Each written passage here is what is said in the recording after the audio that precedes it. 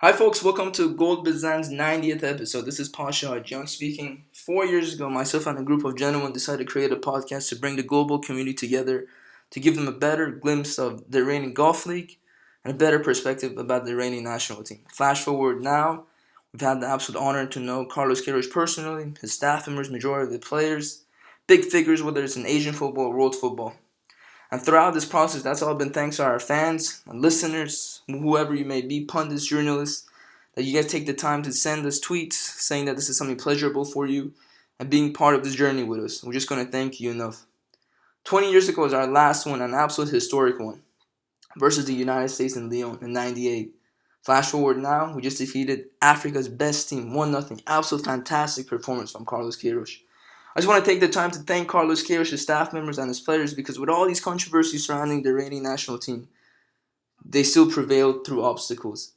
Especially now with Carlos Queiroz standing up for our gentlemen, our boys, basically protecting them with all the shenanigans that is happening with the sanctions and whatnot. That shows you what a great man he is and how much heart he has for this national team.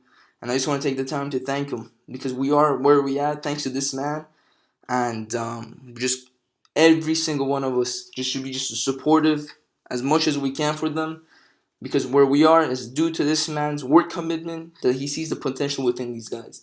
As you guys are listening to this episode, we hope if you have any suggestions or anything, if there's any topics or anything you would like us to further discuss, please email us at mail@goldbazanpodcast.com or message us on Facebook at goldbazan or on Twitter. Thank you, everyone.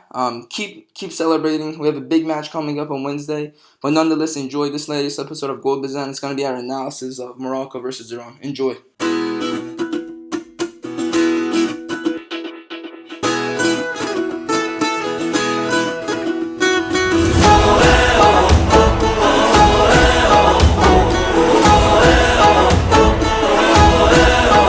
Welcome everyone to another edition of Gol Bezan. The World Cup in Russia is well underway, and Iran started off its campaign yesterday against Morocco. And we have this evening with us Arya Alaverdi, Sina Saimian, and our special guest, who's very welcome, Mr. Benjamin Haji from at Maghrib Foot, a Twitter specializing in Moroccan football, and Benjamin is currently in St. Petersburg, and he was at the game yesterday.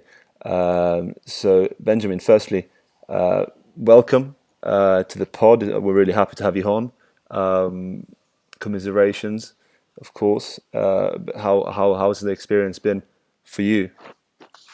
Firstly, thank you for having me on. I was actually complaining to Pasha for not having me on the preview. So I'm happy to finally be on. But it's overall been a fairly good experience. But of course, losing to Iran was very disappointing, and I'm honestly getting tired of seeing all the Iranian shirts everywhere now. So it's gonna be nice to finally go to Moscow now in a couple of days.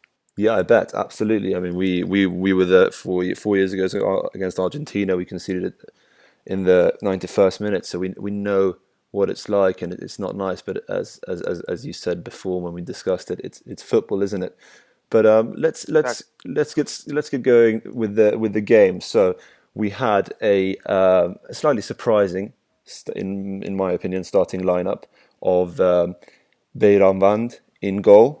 We had Haj Safir left back, Cheshmi and Mortaza Pouraliganji at centre back, Ramin Rezayan at right back, and in midfield we had Baida Amiri, Ebrahimi, and Masoud Shojai in the middle of the park, with Karima Ansari Fard on the left wing and Alireza Jahanbakhsh on the right wing, and up top as a sole striker, Sardar Azmoun.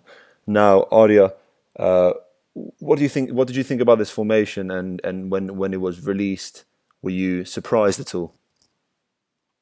Yeah, of course. I think I was surprised, mainly because of the omissions of Mirad Mohammadi, and you could say maybe Dejaga being fit back in the team didn't get the chance to start. Taremi as well, being fit didn't start. Of course, we know Queiroz wants to play a defensive game. took on the counter attack, and basically he wanted to frustrate the Moroccan team, tire them out mentally and physically, and hit them on the counter. But the goal came from a mistake from the defender, from the Buhad was one of the strikers who came on. So I mean, the tactic was to be defensive, to be compact, to be energetic, and it was surprising, but I think it was effective. Maybe it wasn't pretty, but I would think that it doesn't have to be pretty. We don't have to play pretty football. But overall, it was surprising, but I think it was something that you always expect Kairos to do. You know what I mean? So, yeah. Absolutely, I think we were taken aback a little bit by that starting formation. Sina, same to you. Was there a particular player that you were surprised by who was in the starting lineup, or what a particular player who was in a position that you didn't expect him to be in? I think, as Arya mentioned, I think the omission of Milad Mohammadi was the obvious one. I wasn't as surprised with the inclusion of Vahid Amiri, and of course with the absence of Saïd Zatoleh because of suspension. There was really not a lot of options in terms of who will play at number 6, so we were only left with Omid Ibrahim, who had a spectacular game in my opinion. But I know Vahid Amiri, before the game, the fact that he was starting, there was a lot of criticism towards that decision, but I never really understood that. I mean, he played central midfield, which was very surprising in that sense, but it was almost a no-brainer for me that he was going to start, especially with the recent injury to Taremi, and the fact that Morocco having Amrabat as right back, and the fact that he loves to overlap. I think it was always going to be crucial to have someone at left wing, or even that left side of central midfield, who will track those runs, who will support the left back. So I think it worked out to be a great decision by Kairos, and it certainly paid off. I thought Ebrahimi as well as Amiri probably the standout players for Iran. And of course, the main player who's faced a lot of criticism in the last few weeks, Rouzbeh Cheshmi at centre back. I thought he had a solid game, but again, he was helped by the fact that the midfield really supported them well. They did the job that they were supposed to do, and I thought it was an overall solid performance. And the lineup kind of course, with the win, the decisions paid off. Absolutely, I think we all expected some sort of surprise in the lineup, and certainly there was at least one in Haj Safi and playing instead of Milad Mohammadi, who I personally think is one of our best players and someone who will have a bright future in Europe, defensively and offensively, really solid. And speaking of fullbacks, Benjamin, we had expected Ashraf Hakimi not to be playing, as the reports had said that he was injured. A great Real Madrid fullback who could have we didn't expect him to be on the pitch, but were you equally surprised, or how did you feel about that? About Hakimi, it wasn't really that surprised. He had a little injury in the last preparation game, but no reports from Morocco indicated that he was going to be on the bench. But it has been a lot of discussion around the fullback spot, because we have, especially on the right back, we had Nabil Dirar, who played throughout the whole qualification, and he has been struggling with a calf injury for the whole preparation. So he hasn't been playing any games for Morocco since the spring. So that was a big question mark. And as well, with if we were going to play Hakimi on the right back, which is his natural position, or if we were going to be playing him at the left back, where he ended up starting. And as well, Nordin Amrabat, who is naturally a winger, he has been playing wing back a couple of times earlier, but never been playing as a right back in a formation with 4 defenders. So I think that was the decision that caught us most by surprise, that we actually started Amrabat as a defender, which made us look like a really offensive team. Absolutely, and then what was really interesting about the decision to put Amrabat on the right back, I thought, in my opinion, that not only was he one of your best players, I thought he was one of the best players on the pitch. and he looked really quite dangerous, especially in the first half, driving forward, getting into a lot of good, dangerous space in that offensive position in the final third, and putting some really good balls in and giving Haj Safi a real headache. There were times when both Haj Safi and Vahid Amiri had to double up on him, and they still struggled at times, especially in the first 20 minutes. And how did you feel about that, Arya? Were you equally worried about Amrabat in the early parts of the game in particular? Sure. I think he looked dangerous. You know, he was making the overlap pretty continuously during the first half. I thought Ansar Ifard, although he ran, I think it was 10 kilometers in that game. You know, even though he ran that much, I don't think he was really that effective defensively. I mean, he did, but he wasn't really, in my opinion, helping Hoysafi as much as he probably should have. I think on the other side of the pitch, Jahan Baksh and Reza Yan were very, very good defensively. I thought they shut the defence up really, really well. I mean, the attacks from Morocco's left side really well. But Hoysafi, he's not a defender. I don't think he should play in the back four. And we saw times where he was getting beaten very easily by Amrabat. And it was an issue, but I don't think there was much option for them in the box. I don't think El Kabi gave them much of an option. I don't think he was, although he's a big guy, he's tall, he wasn't giving the presence in the box, in my opinion. He only had a couple of chances and he didn't really take them. And there wasn't really much, midfield support, especially centrally from Belhonda and Ziyech. They were pretty much around the edge of the box, which doesn't really help El Kabi, a young guy who needs support.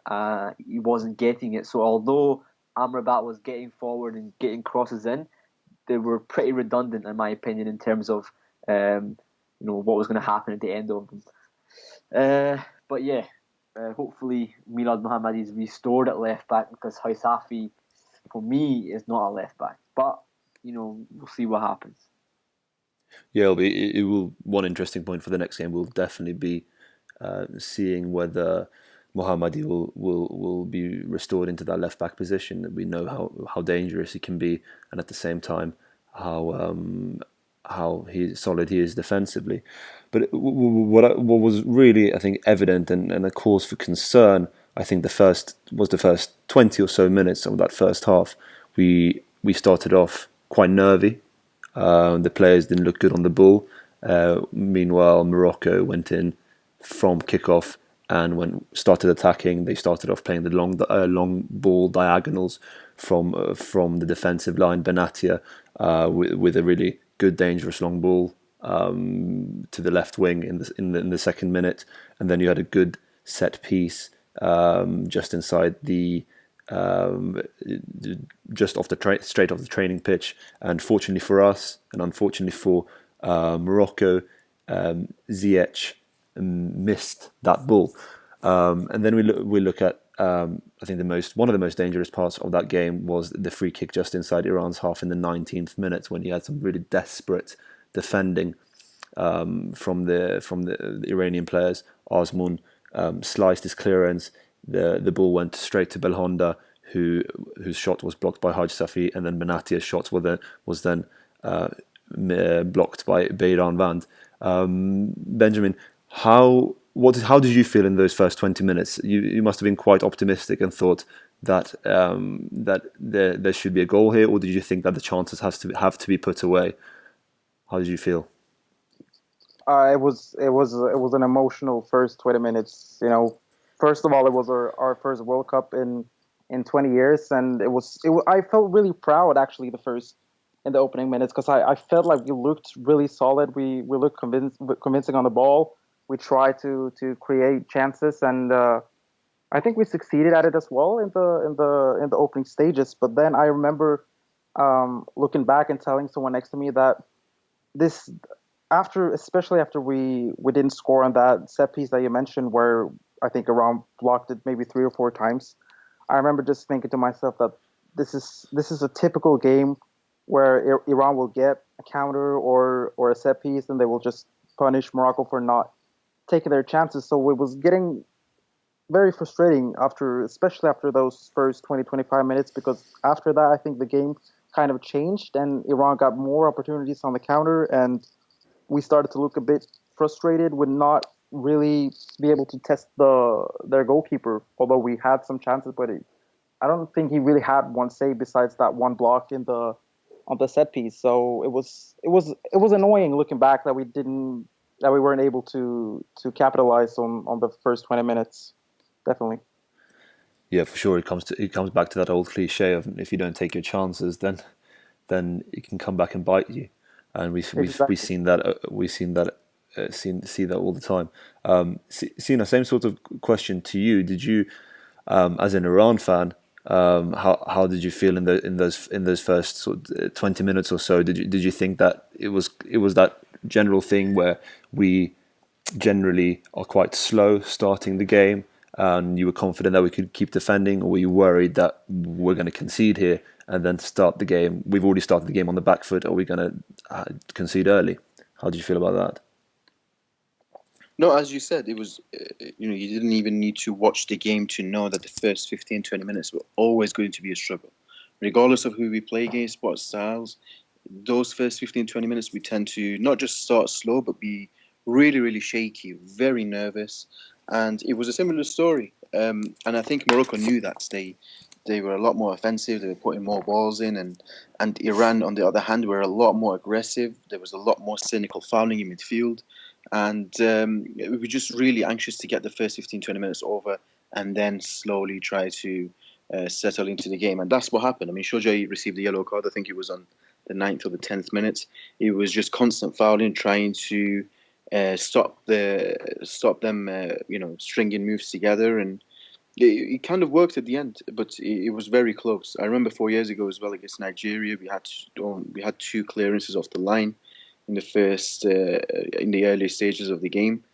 It's going to be the same again for the next two games. We are going to start slow, off the pace, and then gradually settle into the game. But also going back to the formation, I think Aryo was right. Ansari Fad didn't offer much defensively, but I also think he wasn't necessarily there to support Haj Safi directly. I think Haj Safi's job, as we found out, was to mark Ziyech coming inside. I think that's one of the main reasons he played, because he was almost getting dragged into midfield, and then Amiri was the guy who was trying to support him and try and mark and track Amrabat as much as possible. But overall, I thought, earlier stages, again, very nervous. Veyronban made a great save. And then apart from that, we blocked out the passing channels in midfield. El Ahmadi and Boussoufa couldn't really string that much passes together. And Aria was right. El Kabi didn't offer much, but that's also because he was really isolated. He was almost 3v1 every time the ball was coming up. Of course, him against Pourali and Gian Cheshmi, and then you had Omid Ebrahimi in front of him. So there was no way Morocco were going to win the second balls either. And I think that's something that Queiroz was clearly he'd worked on specifically to make sure that the second balls aren't won by Morocco. And there was one occasion that they did, and it was in the second half. And I think it was Harit that had the volley that Bayraman saved. And that was the only time that the defensive midfielder wasn't there to clear up the second ball, the loose ball. And I think we got the midfield perfect, because Morocco very, very talented. We forced them to use those long balls from their centre backs, from Saiss in particular. And I was kind of surprised that we didn't. At the beginning of the game, I was surprised Osman wasn't pressuring Saiss at all. He was really letting him, pick his pass, put his head up, pick his pass as much as possible. But then, obviously, as the game went on, you realise that was Iran's game plan all along to force him into those long diagonal passes across the pitch. Well, yeah, and you've made a really interesting point there. I think before the game, a couple of interesting statistics about Morocco in qualifying and in throughout the African continent. They had the most successful long balls, and they were the best at the second balls. So, Benjamin, were you a bit surprised that it wasn't as successful this time round? You had obviously had some good diagonal balls early on, but the end product didn't seem to be there as often. And Kabi, as Sina said, was often isolated and couldn't quite get to many of those balls that were coming to him. Was that? Would you say that's uncharacteristic of Morocco? I think Sina made a great point there about the the lack of pressure to the center backs. Because I was surprised by that as well. That Iran's attackers let Morocco's center backs play so freely out of the back. But looking back, it could have been a move from the Iranian or Carlos Queiroz in order to shut down Morocco's midfield. Because our even though we're usually trying to play out using the center backs as well, it's mainly our two center mids, especially Mbark Boussoufa, who are tasked with distributing the ball and try to orchestrate the play. But he was completely invisible throughout the game. I barely saw him, and the few times he had the ball, I remember him giving away a silly ball, completely not under pressure, and just giving it away. And I think that was probably the key for Iran to try to make him have the ball as little as possible. Instead they let Karim El Ahmadi, the other defensive mid, have more of the ball because he's not the player who can really do the playmaking. So I think that played a key part, and as well, of course, the few times that we tried the ball up to Akabi, it didn't work. He's not that good at holding up the ball, which is another point that I think, even though I see a lot of people criticizing him, especially Moroccans criticizing our manager for using El Kabi and criticizing El Kabi's performance, I think the biggest issue was the fact that our our creative offensive players were not there in the spaces around him. I saw especially Ziyech, it was a guy that we had a lot of expectation to. I don't think that was only Moroccans. I think a lot of people were expecting great things from Ziyech in that game, but I think he was really frustrated with not getting the ball in the spaces that he wanted to. It seemed like he always had a guy in his back forcing him further down the pitch, and it ended up both him and Bahanda, who was two guys that were supposed to be there around El Kabri trying to create opportunities. Both of them ended up coming down further and further down to try to get the ball and be involved in the play.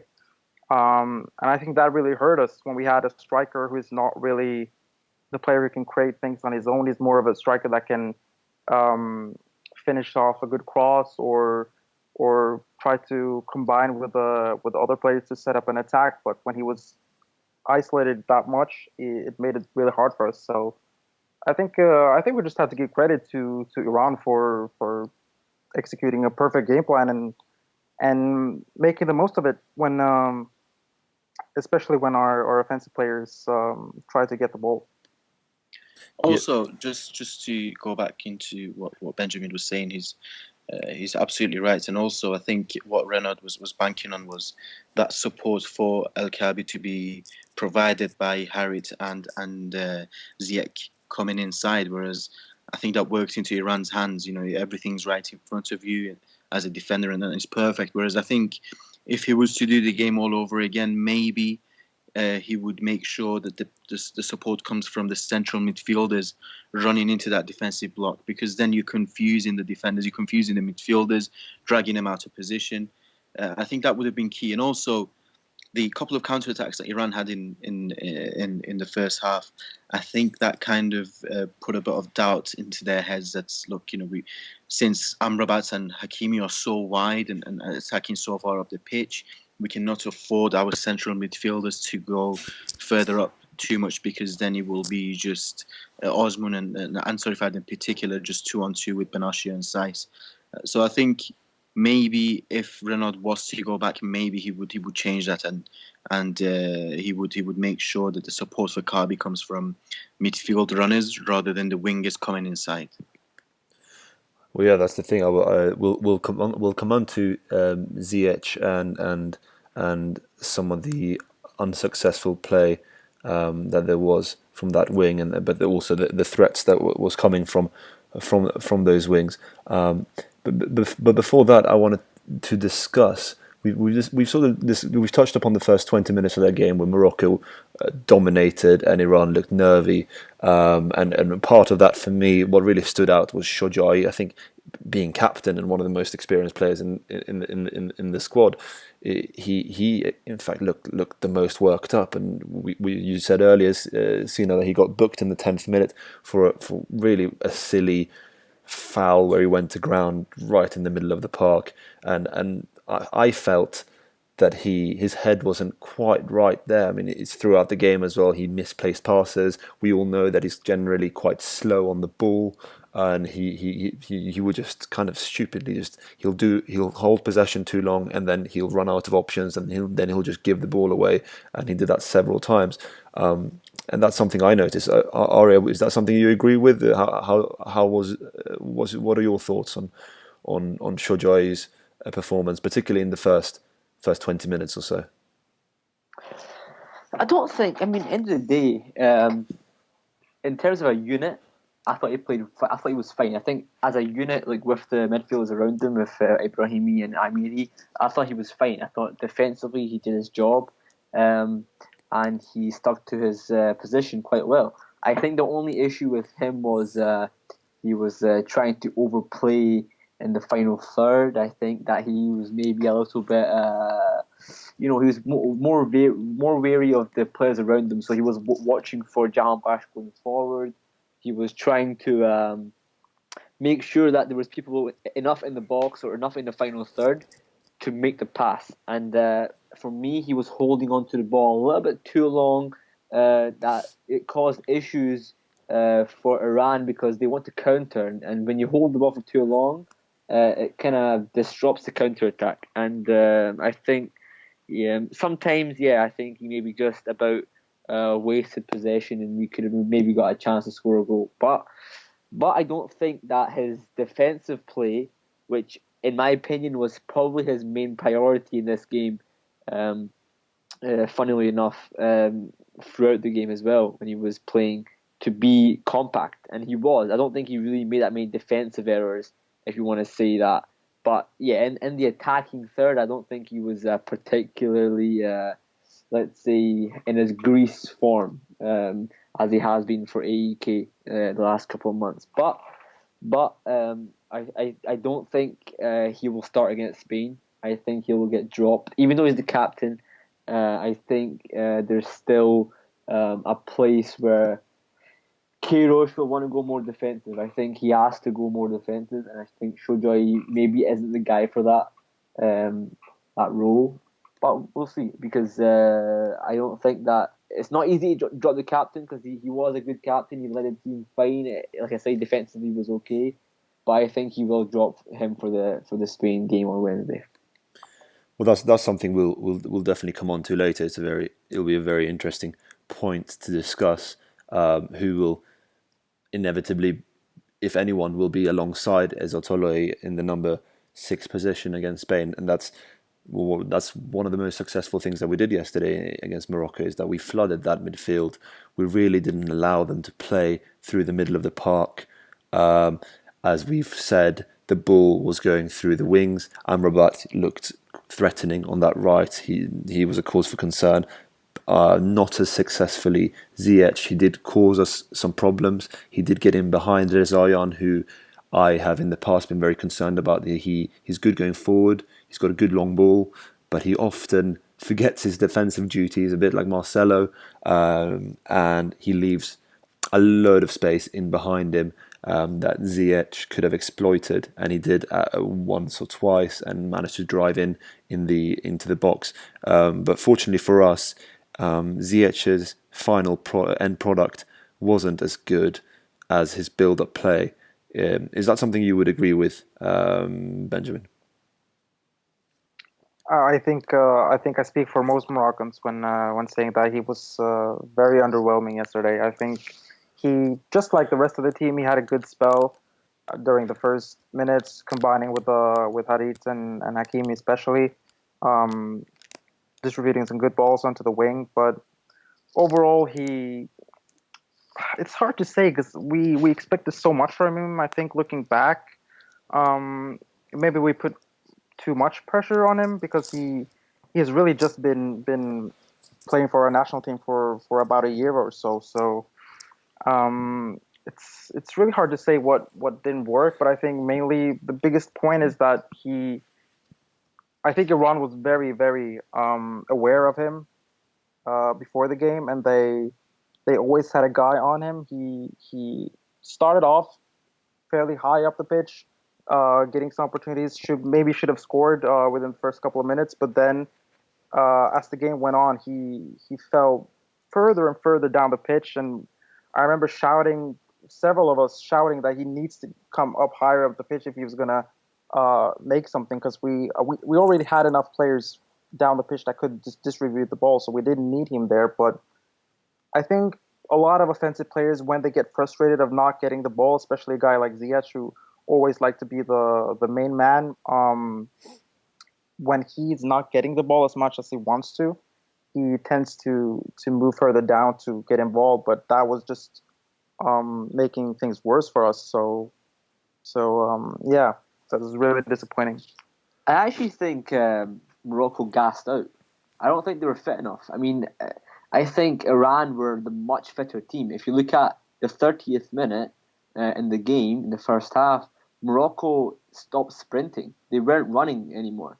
They were walking pace. I mean, for me, after that sort of that storm of attacks from Morocco, they gassed out. They were very tired. I mean, I was constantly saying, why are they not running? I mean, the Amrabat was causing issues, but it just stopped. It wasn't like a team that showed me like they got athletes on the pitch. It was more just playmakers who were good at passing it for the first 20 minutes, but after the first 20 minutes of passing, they couldn't run.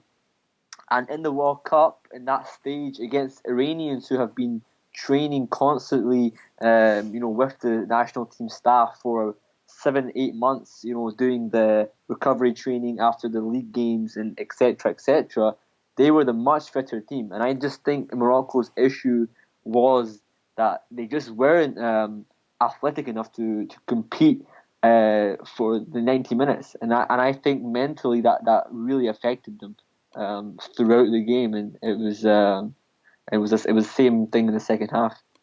Yes.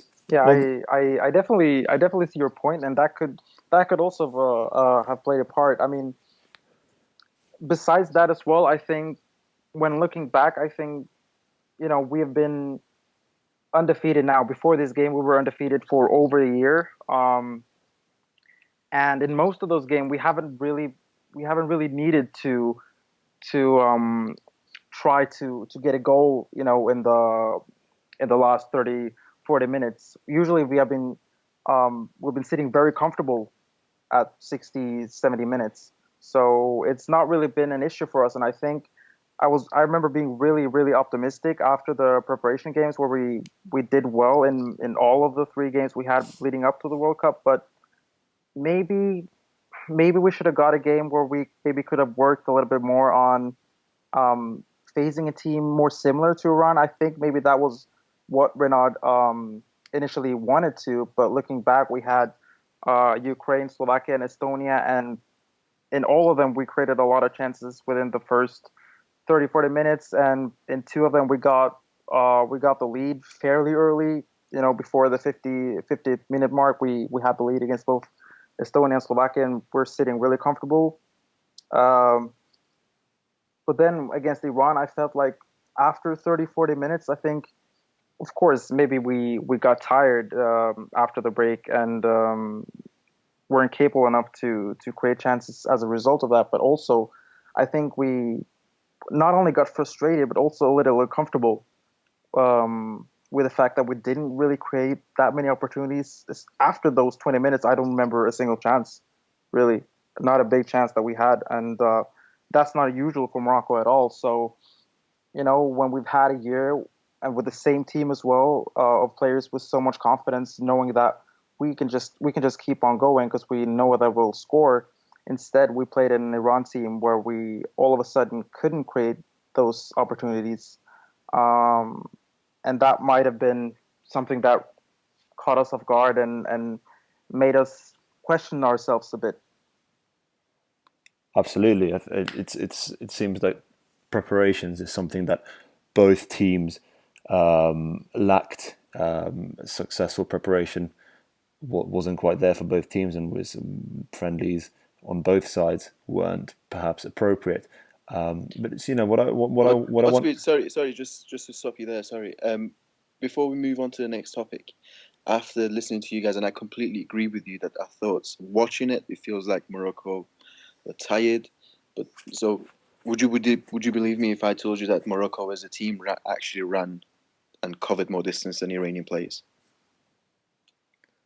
See, With that, that surprised me. See, well, it was about what 70 or Yeah, so minutes I in. think there's a difference between how much they covered, but I don't think they sprinted as much. I don't think it was high intensity No, running. you're right. But that was going to be my next point. That there is a difference between just running and smart running. Just running for the sake of running. We had the similar situation between our own players. Sorry if I'd ran. Ran. I think he was the second player who ran the most, covered most distance. But was it smart running? Was it as useful as it could have been? Probably not. But I think I don't think it was a matter of Morocco getting tired. I think fitness-wise they were there, but I don't think the runs they were making or the distances they were covering was necessarily the right, the smart way to do it. I think they could have done different. They could have done certain things a lot more differently, and that running is probably one of them. But I don't think it would have been a matter of fitness. Because I felt like at the end our players were more tired, and of course we saw with Jahanbash as well. I think was it his hamstring. They were a lot more tired. But I think, as I said, there's a difference between just running for the sake of running and actually smart running. Well, that's the point. I think from a outside perspective, it looked like a lot of the running that the Moroccan players were doing seemed to be lacking of a game plan at times, because I think we touched upon that earlier. And Benjamin, you mentioned that there was that if Renard could have done it differently, he would have played more through the centre of the park rather than constantly going from the wings. And there was a lot of running on the wings. Hakimi, Ziyech, and Amrabat on the right wing, often with no end product, unfortunately, for Morocco. But what I want to move on to next is probably what was the biggest chance of the first half and the biggest chance of the game, perhaps, certainly for Iran. But I think overall it was in the 43rd minute when Azmoun was more or less one-on-one with the keeper, and unfortunately due to a bad touch he seemed to not be able to get the right shot away, but still great save by the keeper. And that was a counter-attack that was started with Omid Ebrahimi winning the ball back in the Iranian half. So Sina, I want to get your thoughts on Ebrahimi. How do you think he played? And obviously he's not been a regular starter for Iran over the last few years. He's been a regular in the squad, but he's often come off the bench. Do you think he has warranted himself a place in the starting lineup? And do you think there are any other players that have warranted themselves a starting spot in the next game, or any other players that surprised you? Well, I agree. I think Ibrahimi put in a fantastic performance. I really wasn't expecting that sort of performance from him, especially when you consider the fact that he's been involved, like you said, in and around the squad for a few years now. He's played a few games here and there, and he's never actually looked as good as he does for his club, Esteghlal, in Iran. He's usually very underwhelming when he plays for the national team. It could be because of positions and roles, but yesterday certainly he played out of his skin for me. They call him the commander in Esteghlal, and that was a very commanding performance from him. I think off the ball, even on the ball, he was a lot better than Masoud in terms of just releasing the ball as soon as he makes the tackle or the interception. He was really quick in turning over the transition and making sure that we sit on the counter, which was probably our best play in that sense. And I think, as you said, Osman as well. Of course, he was the one with the fantastic chance, but Osman was another one of those players that was really slow into releasing the ball. He could have freed up Jahanbakhsh in the first half a few times, set him up on a 1v1 with the defender, but those passes and those touches were so poor that he never came off. Whereas with Ebrahimi, even though that area of the pitch was so congested, he was making interceptions, making tackles, and then recycling that ball really quickly out wide or to the other midfielders and getting it further up the pitch. I think he's definitely given Queiroz a headache, a very good headache that Queiroz would have wanted, because of course now we have Saider Zatolai coming back as well into contention. But I do wonder whether Safi will still carry on as a left back, because if he doesn't, and if Mohammadi comes back, then Safi will move into midfield, which then, if we are assuming as Zatollah he is playing as a number 6, and there's only one spot available, and another one spot available in central midfield. And I know that Arya said Shujai wouldn't start, and I would probably agree, but there's not a lot of options, and of course he's the captain. I wonder if it'll come down to a decision of whether he will have to start Ebrahimi or Shujai. I certainly don't think Dejaga is fit enough. Forget the injury, just on a normal day, he's not fit enough to start a game. Even if he does, he wouldn't. I don't think he would last around 60 minutes. So I don't think that will be an option, or at least at the moment, it doesn't look like an option. You never know with Queiroz. But I wouldn't be surprised if he starts against Spain. But again, you got to think about his role. I mean, he played the number 6 against Morocco. He was fantastic. Would he be able to replicate that performance as a more advanced central midfield into the role that, let's say, Shojai played? So we got to wait and see. Again, it comes down to whether Safi will carry on left back. Will Amiri go to left wing and Ansari Fat be dropped? There's a lot of questions, a lot of decisions that Queiroz has to make before the Spain game.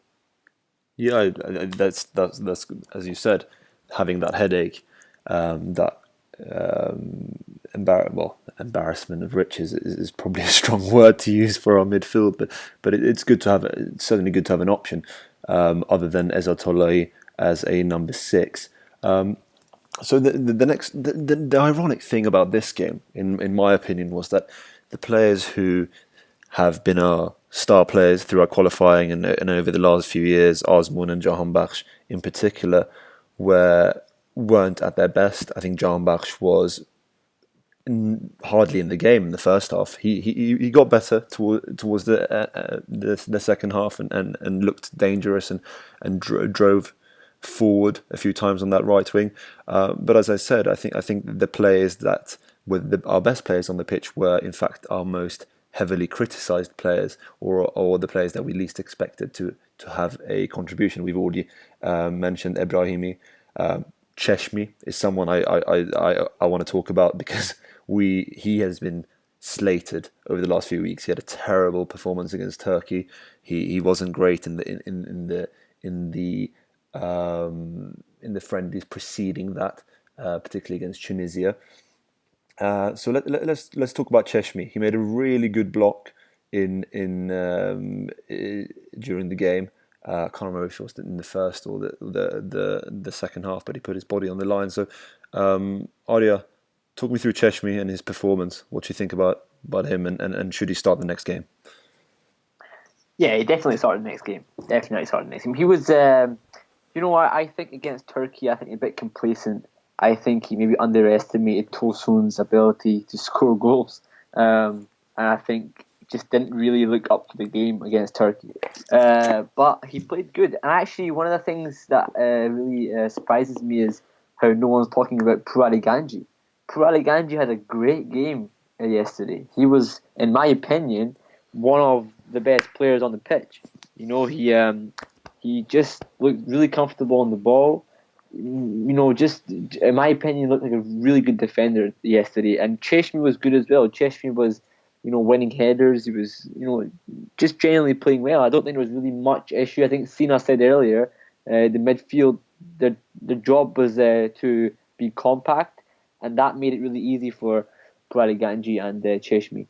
So didn't really have much to do.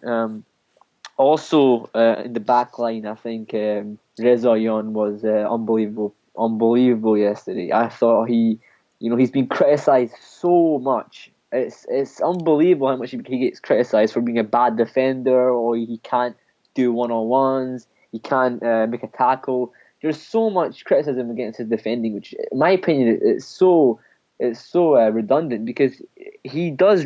I don't think he's a bad defender. What has he done bad defensively in the last 4 years that people complain about? For me, he was unbelievable yesterday, and that's the reason why Queiroz started him, because Queiroz could have easily played Khanzad at right back or Montazeri at right back, but he didn't. He played Reza Yon because Reza Yon, in my opinion, going to Belgium, he's been unbelievable in the last year. Defensively, he's improved so much, and he shouldn't get so much criticism by Iranian fans. Nowadays, like, you have Ghafouri, who against Algeria wasn't great in my opinion, and he's been called up to be the right back in the World Cup this year, and just people need to support him more often than they criticize him. Yeah, But yeah, back to Cheshmi. Cheshmi, sorry. No, I was going to say just before we move on to Cheshmi, just quickly on Rezayan, I agree with you. I rate him. I think he's good. I think he's better offensively than he is defensively, but I'm not saying he's bad defensively.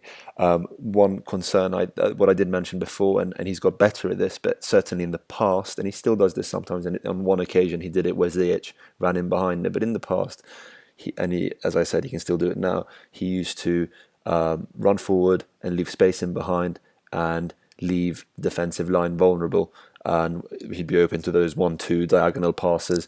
But certainly if you remember, in September 2016, when we started off the final round of the qualifying campaign against Qatar and China, he was doing that on a regular basis, and I got really frustrated with him. But he seems to, since moving to Ostend in Belgium, he has worked on the defensive side of his game, and that's good. So yeah, now talk me through Cheshmi, a previously very criticised player who we almost laughed at because he made so many silly errors, but he was looking like a real solid centre back. And Benjamin, from a Moroccan point of view, do you think that he really gave Kabi a headache, and he didn't really give him the time of day? What do you think? I think I remember when we looked at the team sheet. I was personally happy about him starting just because I hadn't seen him before, but even I have seen how much criticism he's been receiving from Iranians. So just by seeing his name on the team sheet, I was fairly happy. But I mean, I think that's probably one of Kyrgios's specialities, that he trusts his players, and that's something that will make them stronger. That will make them stand up, even if they're criticized. They'll know that the manager believes in them, and they'll be there when it matters. So I think not only him, but their whole back four did very, very well, especially on the right side. I think they, even if Harit on our left was probably the player that created the most, he was the Iranian right back was still there all the time, constantly. Hakimi had no space at all. He had an awful game yesterday, and wasn't really able to be involved as much as we'd hoped for offensively. So I think the Iranian back four did very, very well to keep the Moroccan offensive players quiet. And yeah, as for Kabi, I mean, two Iranian center backs against him should be an easy match, and it really was when he wasn't getting the help that I think he should have got. So it was an easy task at the end. But of course, credit to Iran center backs for doing a great game. Absolutely. Also, want to add quickly, yeah. Majid Hosseini came on and he was unbelievable. And also, his birthday is on the day of the Spain game, so that's another thing for Cairo to think about. Maybe he wants to give him a birthday present to start him against Spain. Yeah, you are a big fan of Hosseini. You always sing his praises, and he looked good for the brief time that he came on. And before we move on to Spain and Portugal, the incredible game that they had yesterday, and the two games that we're going to start playing against them. The last thing that I want to talk about with regards to the Morocco game is Ali Reza Beiranvand. I think he's someone who has been criticised in the past. I was certainly a critic. He could often look unreliable in corners. He would flap at the ball. He would miss the ball. But Sina, he made a really good save in the 79th minute of a Ziyech half volley in the bottom left that he managed to save. He also made those blocks in the in the first half. There were two corners off the top of my head where he punched the ball nicely out and he didn't grab it, which sometimes pundits say you should just grab the ball, but he did well.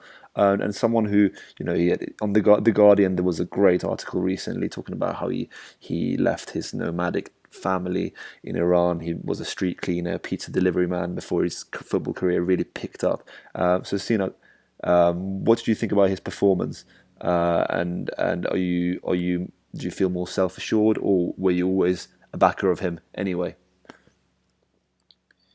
I think when we talk about individuals, we need to talk about the whole unit, because this applies to not just Beiranvand, it applies to Cheshmi, it applies to Haj Safi, and it applies to Rezain as well. Maybe not so much Purali Ganji, but these guys, these are our players. Let's be honest, they're not defensively that great. Haj Safi, he's not a left back, and we saw against Amrabat, he was on multiple occasions, he was diving in too much. He wasn't as great as he would have hoped defensively.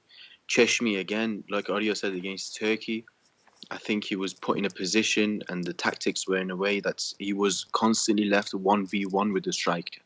The fact that we played the high line against Turkey, the midfield was extremely poor, and it was just really easy for the striker. There was none of that in this game. It was constantly defending as a team. I don't think there was any part of the pitch, apart from maybe Amrabat v Hajsafi on certain occasions. There was never any 1v1 on the pitch. We were always outnumbering the opponent, which is extremely key when you talk about this Iran team. That you try to outnumber them, win the ball as blocks of 2 or 3 rather than just one defender making the tackle. And that applies to Cheshmi as well. There was not an occasion that he was left 1v1. I think defensively, he's still got a lot of work to do. Just because he wasn't exposed yesterday doesn't mean he suddenly doesn't have the weaknesses that he had. But he was there because of his passing, because of the fact that Queiroz wanted someone from the back who could actually play the ball. And we saw that. I think the stats were 85% pass accuracy, which was the highest amongst Iranian players, and that was Cheshmi. So he was there for that job specifically. But as a defender, he's still got a lot of work to do. Same with Rezaei, and I agree with you. I think defensively he still has. I think he's still disappointing, and he was just released by Ustende, and he has had a disappointing season. He's been in and out of the team, and that's partly why they've released him. Beiranvand, again, his main weaknesses, and I think there was only one cross of Morocco. I think if they watched the Iran games and Persepolis games a bit more, they would realise what Beiranvand's weaknesses are, and it's the cross that's whipped in rather than whipped out. And they only did that in the very last second of the game, which Beiranvand grabbed and the game ended. That's his biggest weakness. Whether he puts him in a situation where he doesn't know whether to come out and punch the ball or stand on his line, and it kind of creates confusion for defenders. I think we saw that, was it against Tunisia or Algeria, where he came out and didn't punch the ball and then someone headed the ball in. But he had a great game. I agree with you. He made the fantastic save first half from Benashir and then the same from Harit. But when we talk about these individuals, we need to also discuss the fact that as a unit, they cover each other's weaknesses. Look at how Morocco defended in open play. They were left constantly with Benashir and Saiss. Benashir, world-class defender, and Saiss as well, of course, will be playing in Premier League next season. Iran can't do that because 1v1, we are not the greatest team.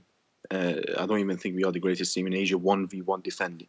So it's key that we constantly talk about the fact that it's important to outnumber the opposition when they're on the ball, close out those gaps so they have nowhere to go, which again, covers the weaknesses of our defenders. Yeah, I agree with you. In fact, when you about that this is at the end of the day a team sport, and you listen to Carlos Queiroz press conference after the game, and that's exactly what he talks about. He talks about this is a team, it's a unit. They fight for each other, and as you say, they cover each other's weaknesses. And it was always obvious going into this game that this was going to be about discipline, defensive discipline.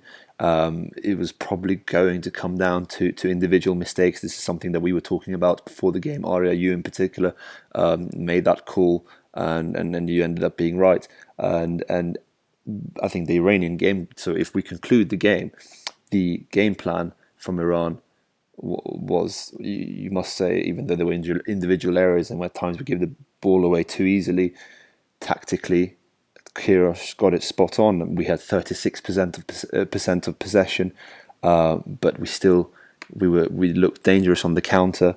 Osman should have scored in the 43rd minute in that one-on-one with the keeper, but the Iranian players successfully managed to disrupt play very well. There were 36 fouls in total in that game, 14 of them conceded by Iran, 22 by Morocco. Iran had 10 treatments on the pitch compared to 2 by Morocco. So that disturbs the rhythm of the game and frustrates the Moroccan players. And you could see that frustration did creep in a few times. Players did get a little bit physical. And all in all, it worked out very well. And so the question is, can we move this into the Spain game? Because we know that the midfield, the centre of the park, is somewhere that they're going to dominate. Possession is they're going to dominate. If we only had 36% possession against Morocco, what's that percentage going to be in the next game? So in the game that followed the Iran-Morocco game, we had a very contrasting game. You could see the gulf in quality there. Benjamin, what did you think about the Spain-Portugal game? Did you watch it, and how impressed were you? Would you say it's one of the best World Cup games you've ever seen? It was really impressive, and I mean, it didn't make my night any better. I was hoping that Spain would win the game, just because I think if Spain had got the win in that game, and we were to beat Portugal, ideally Spain would have gone into the last group game with 6 points after beating Iran as well, and then maybe they'll be happy enough with 6 points and then already through, and then we could have maybe snatched a win there. But with 3-3 and both teams looking extremely strong, Ronaldo at peak form now, it seems like. So a great game for neutral, but for both Iranian and Moroccan fans, definitely a concern ahead of the next 2 games. Benjamin, just what was the reaction in Morocco to this defeat? I mean, of course, before the game, Morocco was kind of considered as the favourite for this game. Morocco was even considered as a surprise package for some of the fans. What does this result mean for the team, and especially for the fans? And what do the fans now think going forward? Do they still have a chance? Are they still as optimistic as they were before the game, or are they just waiting for a miracle to happen? It's honestly very, very mixed right now in Morocco, and that's usually the case here in Morocco. People are usually very mixed in their feelings. Some are dooming us already. I mean, calling the whole World Cup a failure, and just criticizing everything and everyone right now. And then some are being very optimistic, and then thinking that, I mean, of course we can still do it. Spain and Portugal are not unbeatable, and hoping that we can achieve a miracle. But generally, I think people were really, really disappointed. I'm sure you've seen as well some Moroccan fans frustrated at Iran after their style of play, etc. But I think most people are just very disappointed with our performance, and of course, I mean, especially looking at the game between Spain and Portugal, I think most people have accepted that we're most likely out of it, because I think I haven't looked at it, but I think we most likely will need to win both games, or at least win one by multiple goals and draw the other game. So we're disappointed, but I think the thing now is that most of us are just trying to get through it and supporting the team and seeing how it goes. I mean, ultimately, this is our first World Cup in 20 years, so we're still just trying to enjoy being here. Yeah, for sure. After 20 years out of the World Cup, it's something that must be amazing for the country, and so even for us. We were in the World Cup 4 years ago, but qualifying again was something else that was incredible. The question is now whether Iran can go on to take this confidence into the next game and try to get something out of the next two games. And I was having a look today at the last World Cup to see if any teams managed to go through in second place on 4 points. And out of the 8 groups in the last World Cup in Brazil, 4 teams, believe it or not, I was surprised that 4 teams got through on 4 points. So half of the second place teams. Now, the question is, are we going to go into both of these games trying to get a draw and hopefully getting at least one draw out of this? How do you think we should approach the next 2 games, particularly considering the Spain game is the next one? What do you think, Arya? I don't know. I think mathematically, it was probably better if one of the teams won in that game yesterday. But I think now it's tougher because we have to try and, in my opinion, get a draw against Spain. That would be good. But then it would come down to how the Morocco and Portugal game goes. If Portugal win, they have 4 points. So that would mean that Iran, Spain, and Portugal on 4 points, and then it comes to the last game. All games all to play for. But then again, Iran need to get a draw against Spain to even allow that to happen. So it's tough. I think that Iran, even though they've won it, the first game, which was the objective from when the draw happened, was to beat Morocco, and that's happened now. But now that we've put ourselves in this situation, we have to try and really push forward and try and get into that second round. It's going to be tough though, because I didn't watch the game yesterday. Actually, I didn't watch the Spain and Portugal game. I was away, but from what That's I saw a real in the shame, highlights, mate. Real shame. from what I saw in the highlights, Cristiano Ronaldo. You know what I mean? Cristiano Ronaldo's a great player. He's the best player in the world. What can you do? He's gonna score goals. I don't think his goals were particularly obviously a free kick was nice. The penalty was a penalty. You can't miss penalties when you're Cristiano Ronaldo. And the goal was basically a goalkeeping error. So I don't think it was amazing hat trick. It wasn't a wonderful hat trick, but 3 goals are 3 goals. We got an own goal, so it's not like we got any more than what he did. So I don't know. It's going to be tough against Spain. I think Queiroz will go quite defensive. I think he will play a midfield 4, a midfield 5 of Jahanbakhsh, Omid Ibrahimi, Izzatullahi, Haisafi, and Amiri. I think he'll go very defensive against Spain, and I think Mohammadi gets restored at left back, hopefully, because I don't think that he wants to concede goals in that game.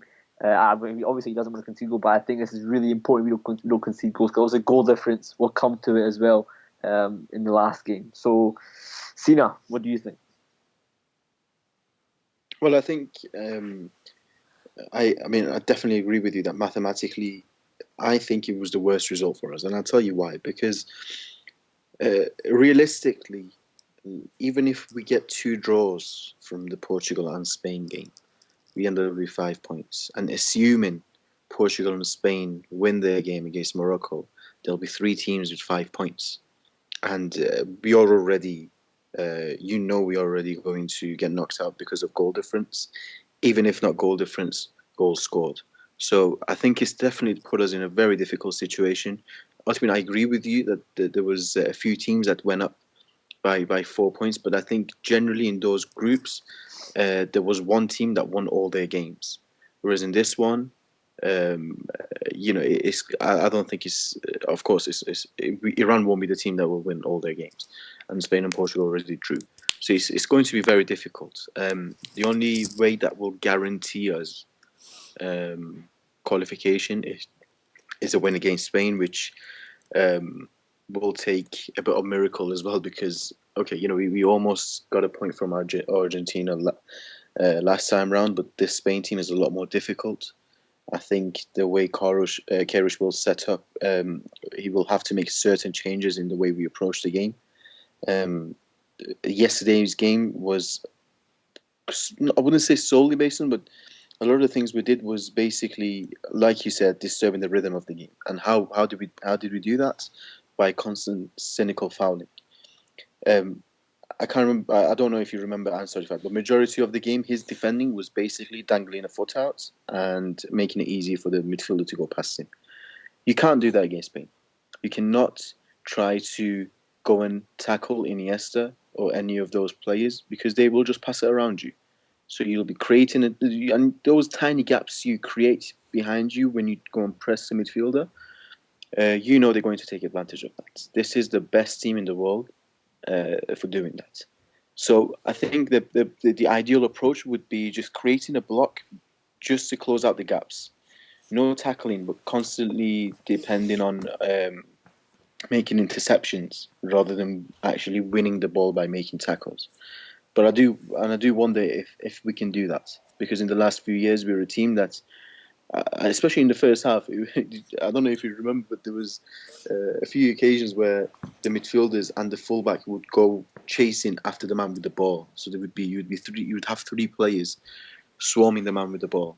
You cannot do that against Isco, because you know he's going to not only find a way through you, but he could probably pass it around you.